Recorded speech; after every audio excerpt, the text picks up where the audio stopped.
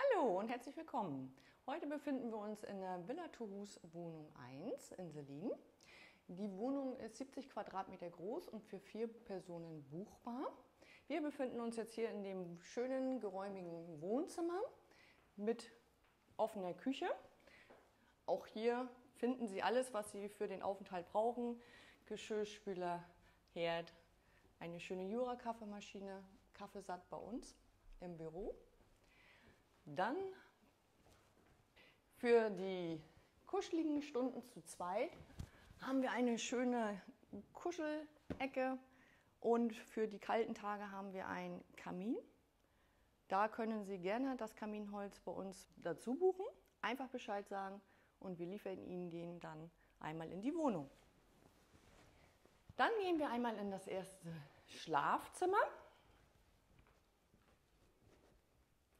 Schön hell und geräumig. Ein großer Kleiderschrank, wo Sie alle Ihre Utensilien unterbringen können. Natürlich darf auch dieser Fernseher nicht fehlen.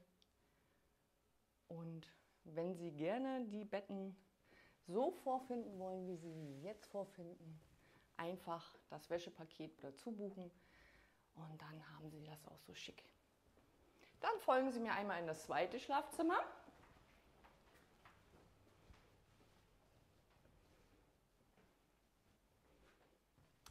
Auch hier finden Sie einen geräumigen Kleiderschrank für Ihre Urlaubsgarderobe. Hier kann man einfach mal abschalten und vielleicht mal ein Buch lesen. So, dann gehen wir einmal in das große Bad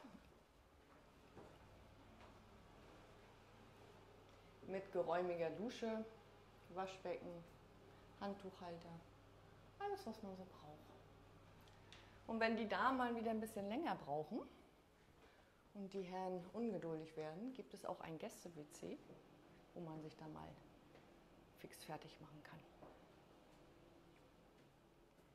So. Und auch hier haben wir natürlich eine schöne Terrasse.